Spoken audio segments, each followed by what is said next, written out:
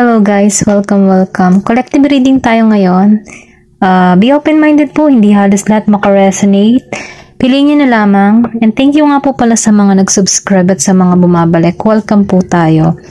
Okay, tanong natin ngayon kung sino yung magpaparamdam sa iyo ngayong Christmas. Pwedeng new person or pwedeng past person. Piliin nyo na lamang. Then, start na ako. Tingnan natin kung ano yung katangian niya or baka kilala mo na siya. Sino yung babati sa'yo na Merry Christmas. Yan, start na ako. Give me the message. Sino yung magpaparamdam sa'yo ngayong Christmas? Meron ditong King of Wands. Meron din ditong Queen of Wands. So, King of Wands and Queen of Wands. Partnership. Give me more information. King and Queen.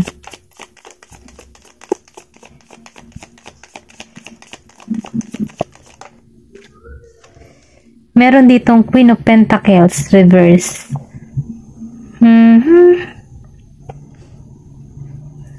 I feel meron ditong love triangle, okay? Nafe-feel ko dito, meron ditong alam mo yun, yung tipo na meron na tong partner pero attract to sa'yo or pwede rin sabihin yung past person mo may partner na pero gusto kanyang i-greet pero yung kanyang present ngayon ay nakasubaybay, okay? Ito lang yung nafe-feel ko. Give me the message. Meron ditong the Magician upright. Give me the message. Okay, meron din ditong King of Pentacles upright, King of Cups reverse, and Two of Cups reverse. Give me the message. Kung makikita mo, King of Pentacles and Queen of Pentacles lumabas, then King of Wands and Queen of Wands. Partnership. Maybe pareho na kayong yung tipo na pareho na kayo ng merong ibang relasyon pero naiisip ka pa rin ng tao nito or naiisip mo pa rin tong tao nito. Ito lang yung nakikita ko. Or meron ditong lihim na may humahanga sa'yo pero in a relationship siya ngayon. Ganun yung energy. Give me more information. Pero ganun pa man, dahil energy yung binabasa natin. Ayan, daming gusto sabihin. Isa-isa lang ang kunin ko kasi masyado itong madami. Isa lamang po. Give me more information. Ayan, diba tumalsik? Meron ditong King of Swords reverse. Tatlong King. Kung tutusin, 4 yung King ang lumabas dito. Then, marami kang tagahanga. Okay? Ito din nafe-feel ko, maraming humahanga sa'yo. Dahil sa maraming humahanga sa'yo, meron ditong isang babae na kung saan nagsiselo sa'yo dahil maraming na-attract sa'yo. Ito lang yung nakikita ko, okay? Dahil 4 na lumabas ang King dito, then 2 ang Queen, yung isa sunshine. Kumbaga, yung ganda mo dito ay kakaiba or sabihin natin kaakit-akit na marami nagkaka-interest sa'yo. Pero dahil lumabas yung si Queen of Pentacles reverse, meron ditong maybe nagsiselo sa'yo or pwede rin sabihin na merong nakakaramdam siya ng inggit sa'yo kasi maraming humahanga sa'yo, okay? Pwedeng isang kaibigan mo or pwede rin kakilala mo na kung saan nakikita ka neto na lumalago. Dahil doon sa paglago mo ito, marami ditong tao or maraming lalaki na nagkakaroon ng interest sa'yo, okay? Tingnan natin kung kilala mo to. Meron ditong King of Wands, Aries, Leo, Sagittarius. Then, nakikita ko din dito ng Virgo, Capricorn, and Taurus. Meron ditong Scorpio, Cancer, and Pisces, and Gemini, Aquarius, and Libra. Ito lang yung nakikita ko, ha. Tingnan natin ngayon. Maraming gustong bumati sa iyo ng Merry Christmas. Maraming nakasubaybay sa iyo or pwede ring sabihin na maraming nakaabang Okay? Maybe single ka ngayon kaya itong mga tao nito ay napapansin ka kasi lumalago ka dito. Ito lang nafe-feel ko. Kumbaga nagkakaroon ka dito ng transformation or pwede rin sabihin yung aura mo ay iba. I mean sa iba yung aura mo ha, yung tipo na positive ang hatid mo. Maybe lagi kang nakangiti or sabihin natin na meron kang maamong mukha na kung saan kapag naglalakad ka in public, maraming napapalingon sa'yo. Ito lang nakikita ko kasi kung makikita mo dito, dahil ikaw yung nagliliwanag, maraming na-attract na insekto, tutubi. Meron din dito na honeybee, yung bee, honeybee, sorry. Yung bee, bubuyog, ganyan. Ito lang nakikita ko, na-attract sila sa'yo. So, ibig sabihin, maraming nagbabago sa'yo, malaki yung pinagbabago mo ngayon, nagiging kang maayos, or pwede rin sabihin na in social media, maraming nakakapuna sa'yong angking ganda, angking kaseksihan, mga ganun ba, na kung saan masyado kang malakas yung appeal mo or malakas yung charisma mo. Maybe yung mata mo dito nangungusap-ngusap. Yung ganun ba? Maybe meron kang magandang mata. Ito lang na feel ko, meron ditong magandang mata na kung saan shine. Kumbaga, iba yung datingan niya. Ito lang nararamdaman ko, okay? Meron ditong tagahanga or humahanga sa na King of Wands, then King of Pentacles, King of Cups reverse, and King of Sword. Kumbaga, apat na lalaki, okay? Kung ikaw man ay lalaki, 4 na babae yung humahanga sa'yo. Vice versa lang po ha. Energy yung binabasa natin dito. Dahil lumabas si King of Wands, ito yung tipo ng tao, Punta muna tayo kay King of Wands. Yung katangian ni King of Wands. Okay, baka kilala mo to. Aries, Leo, Sagittarius. Nafe-feel ko dito sa King of Wands. Siya yung tipo ng tao na talagang may action. Once na nalaman ito or nakita ka nito, talagang gagawa ito ng paraan para makilala ka. Kaya lang, nakikitaan ko dito, maybe nakikita ka lang nito in social media or sino kaya itong tao nito? Mga ganun ba? May question mark. Sino kaya siya? Gusto ko na makilala ng tao nito, okay? Or pwede rin sabihin, magparamdam to sa'yo. Kasi nakikitaan ko din dito na fiery, kumbaga may fashion or sabihin natin na mayroon tong romantic feeling na nararamdaman sa'yo. Kumbaga nararamdaman ko dito na malakas yung attraction mo or malakas yung sex appeal mo sa tao neto, okay? Then dito sa King of Pentacles, ito ay Taurus, Virgo, Capricorn. Na-feel ko dito sa Taurus, sa earth sign, sabihin natin earth sign, ayan. Kasi pentacle siya, earth sign.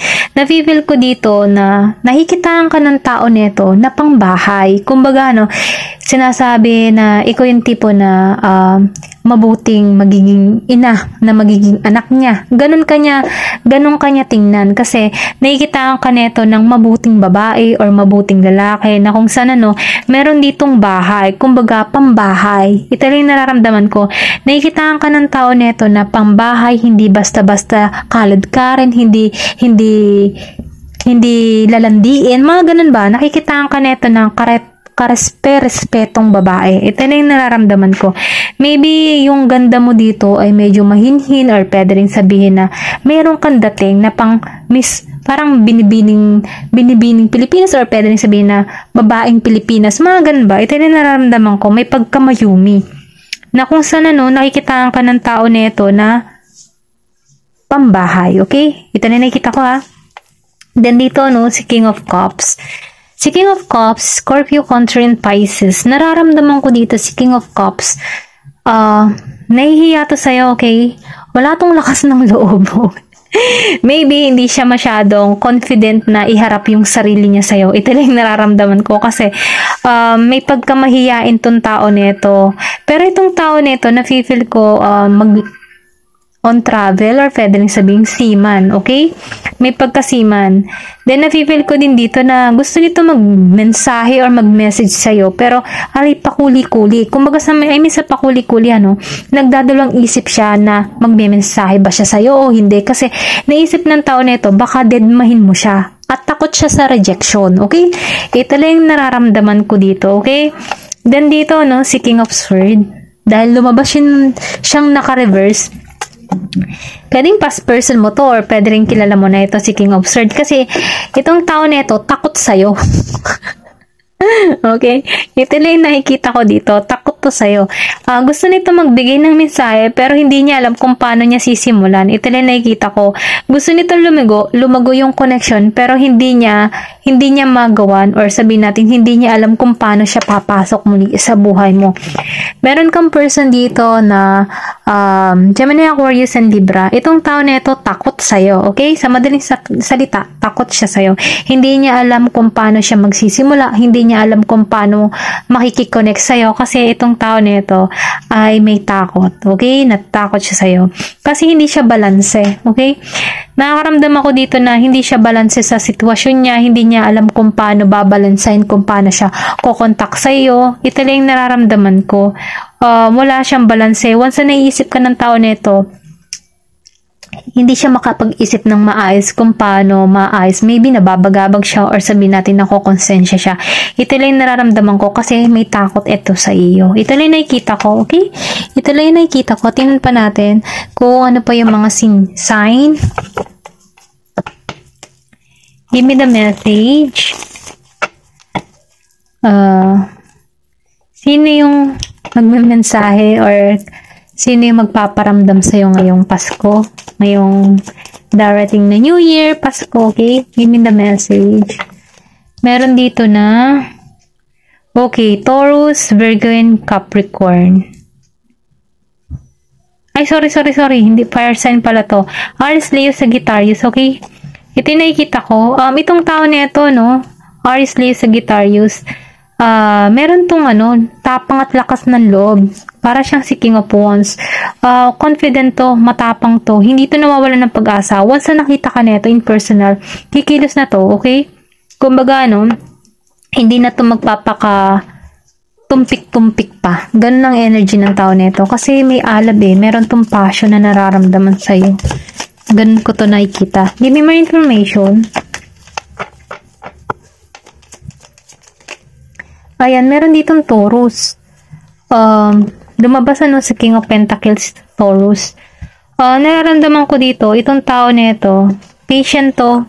Hindi ka nito mamadaliin, hindi ka nito bibiglain. Nakikitaan ka nito na pambahay. Kumbaga, nafe-feel ko din dito kay Taurus, good provider siya. Mapagkakatiwalaan mo or sabihin natin na nakikitaan ka niya na tipong loyal, mapagkakatiwalaan niya.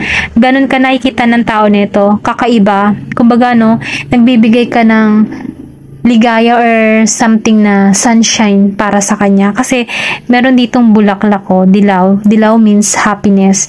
Ikaw yung nagbibigay ng saya or sigla sa tao nito. Ganun kanya makita, okay? In lababo siya sa'yo. Ito na yung nararamdaman ko. Yung isa naman, mapusok. Kumbaga, passion talaga yung nararamdaman niya sa'yo. May init, ganun. Itong isa, nararamdaman kanya ng pambahay. Kumbaga, yung magiging asawa niya or magiging ina ng kanyang magiging anak. Yung pambahay talaga. Ganun. Give me more information. Meron dito na Cardinal, Aries, Cancer, Libra, and Scorpio. Nafe-feel ko dito, or Capricorn, sorry. Nafe-feel ko dito, na matapang to, okay? Meron siyang tipo na spiritual awakening. Kumbaga, gising na to on spiritual. Yung sinusunod na niya yung intuition niya. Malakas yung pakaramdam or kutob ng tao na ito, okay? Ito lang yung nararamdaman ko dito sa Cardinal. Matapang, malakas ang loob. Then, nakikitaan ko dito na once na nakilala mo to, more on spiritual or pwede rin sabihin na relihiyoso, okay?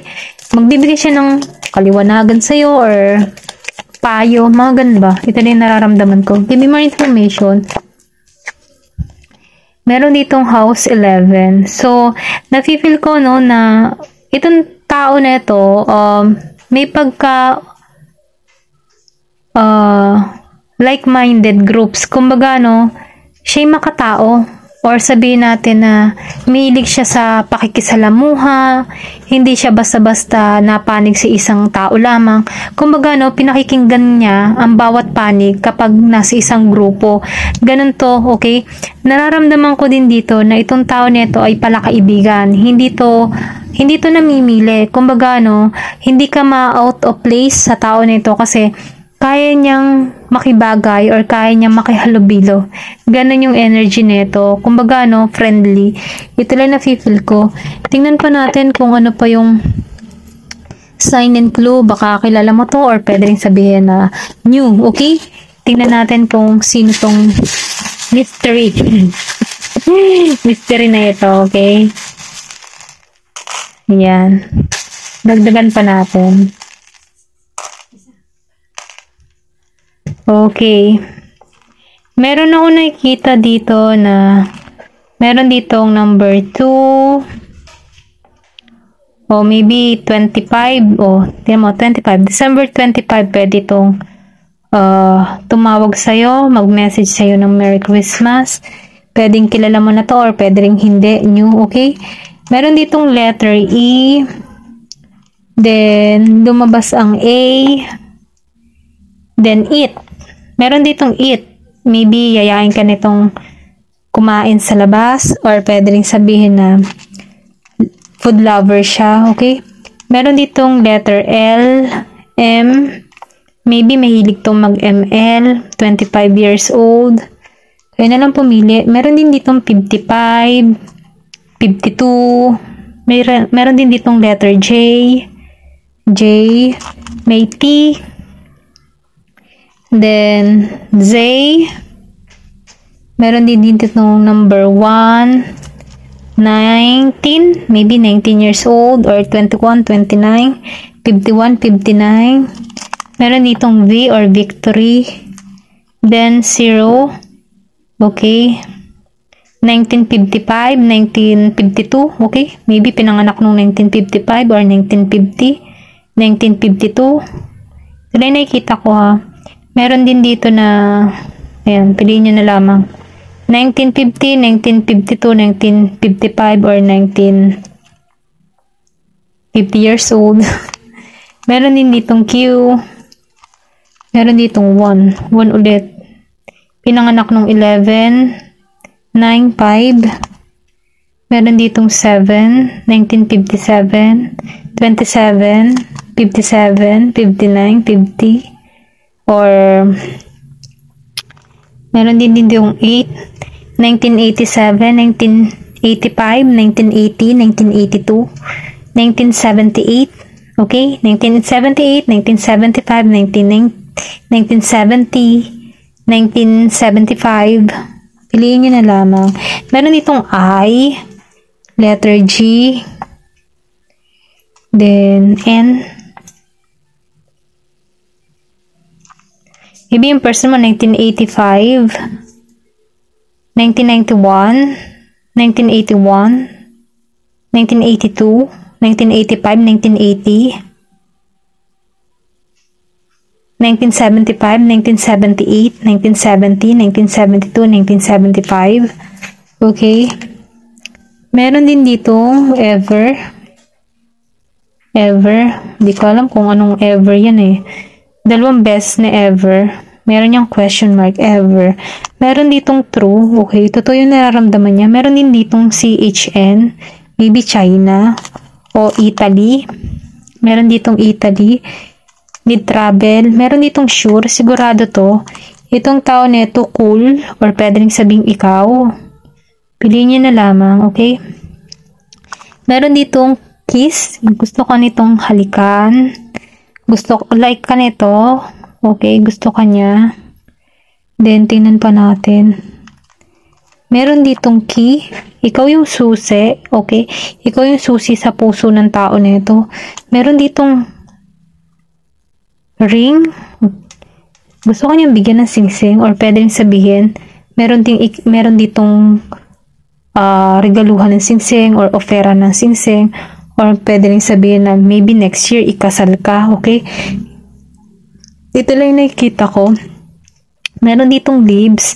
So, ibig sabihin leaves, gusto nito yung paglago sa inyong connection. Gusto nito ng maging maayos. Okay? Ito yung nararamdaman ko. Meron ditong watermelon. Ayan, utal na ako. Watermelon juicy. Or sabihin natin, mahilig ka sa juice or mahilig to sa juice. Okay? Watermelon. Or pwede rin sabihin, mahilig ka sa watermelon. Meron ditong ribbon. Maybe mahilig ka sa ribbon or nakikitaan ka nito ng tao nito na pure. Okay, kasi ribbon, meron tong connection or mabuti yung hangarin ng tao nito. Meron ditong fish. So, ibig sabihin, meron ditong expansion, paglago, or pwede rin sabihin, merong magbuntis. Okay? Kasi lumabas ang rabbit. Rabbit means fertility. Meron ditong magbubuntis. Kasi nakikitaan ka ng tao nito na pambahay ka. Nakikitaan ka nito na magiging ina ng kanyang magiging anak. Ganon kanya tingnan, okay? Then, na-feel ko din dito, no? Meron ditong puso. So, ibig sabihin, mahal ka ng tao nito. Heart. Meron ditong flower. So, nakikitaan ko dito sa flower. Itong tao nito ay mabuti yung hangarin sa'yo. Kumbaga, no? Nakikitaan ka nito ng paglago. Nakikitaan ka nito ng tawag dito, renewal, okay? Ito lang na-feel ko. Meron ditong gusto magsimula sa inyo. Then, star. Dalawang lumabas, starfish and star. So, nakikitaan ka ng tao nito na tagumpay. You're the star. You're sunshine, okay? Ito yung nakikita ko dito. Meron din ditong leaves. Dahon na naman. Gusto nito ng renewal, happiness sa connection nyo. Okay, yan yung mga sign. Tingnan pa natin kung kilala mo to. Kasi sa 4 na lalaki or 4 na babae yung nakita natin dito. Ayan yung mga sign. Okay? Meron ditong January. Maybe pinanganak to ng January 1, 9, 5, 20, 25, 19, 17, 18, 7, 8. Okay? Or pwede rin sabihin ikaw pinanganak ka ng ganun. Tingnan pa natin dito kung ano pa yung mga sign. Meron ditong old. So, ibig sabihin, meron ditong maedad na 52, 50, 57, 58. Ganyan. Ito na yung nakikita ko. 51, 59. Handsome. Meron ditong guwapo. Okay? Pwedeng si King of Pentacles or si King of Wands or pwedeng past person mo. Or pwedeng sabihin ikaw, pogi ka. Meron ditong wealthy. So, meron ditong nagkaka-interest sa'yo. May kaya sa buhay. Meron, okay, ito na yung nararamdaman ko. Then, ano pa to? Natural. So, ibig sabihin, nagugustuhan ka ng tao nito na sa pagiging mong natural or pwede rin sabihin sa katangian mo o pag-ugali mo, kung paano mo dinadala yung sarili mo. Ganon ka nakikita ng tao nito. Tingnan pa natin. Europe. So, ibig sabihin, meron dito na Europe. Pwedeng sabihin natin na ibang lahi or pwede rin sabihin, ikaw nasa Europe ka. Okay? Meron dito na abundance. Dalawang lumabas. Abundance, wealthy. So, ibig sabihin, masagana to. Okay? Masagana ang buhay niya, maayos ang buhay niya, stable siya. Kasi, pulos king. Kung makikita mo, halos lahat king ang lumabas. King of Wands, King of Pentacles. Then, lumabas yung dalawang reverse. So, ibig sabihin, yung isa nahihiya, yung isa hindi kumpiyansa, yung isa ex mo. Meron din ditong Philippines. Narito lang din sa Pilipinas. Pasensya na, lagi ako nauutal. Yung ba, lagi ako nauutal. Meron ditong May 12, May 11, pinanganak. May 12, May 11, May 19, May 18, May 17. Okay? May 10, May 5, May 2, May 1. Pinanganak siya ng ganun or pwede rin sabihin ikaw, pinanganak ka ng ganun. Kasi meron ditong Taurus. Ayan, nasan ba yun? Meron ditong Taurus, ano? Pwede sabihin, nagpapayaman to, or pwede sabihin, ikaw, maigi ka ng buhay mo. Then dito, no, tingnan pa natin, 777. 777, lucky 7. Tingnan nyo yung angel number 777. Merong mensahe para sa'yo, okay? Tingnan pa natin. Yan. Factory. Meron dito nagtatrabaho factory, maybe in Europe, yung mga factory Samsung. Ano pa ba mga factory? December. Okay, may December na naman. 2 beses yata lumabas ang December. Meron din itong December. Pwede magkita kayo or i-chat kayo ng December 17, 18, 25, 20, 29, 27, 28, 21, 11, 5. Sa bagay, tapos na ang 5, ano? 18. Doon tayo mag-start. 17, 18, 10, 9, 19, 15, 20, 25. Or pwede sabihin pinanganak ka nito. Tinan pa natin. Meron ditong Japan. So, meron dito nag-work in Japan. Factory. Or yung person mo o yung nagkaka-interest sa'yo nag-work in Japan. Humahanga sa kagalingan mo, sa kagandahan mo. Kasi you're the sunshine. Okay? Meron dito soulmate. So, soulmate mo to. Ooh, soulmate. Meron ditong pulis. O, meron din pulis na nagkaka-interest sa iyo. Kilala mo ba siya? Sinong pulis yan? Serious. Seryoso to. Tinan pa natin. Seryoso. Libra. Okay? Ayan na. Meron ditong cardinal. Meron ditong Libra. Yung sinabi natin. Confirmation. Meron ding Libra. Ayan na lamang po, no? Thank you for watching. And love and peace. Thank you for watching Glow and Peace.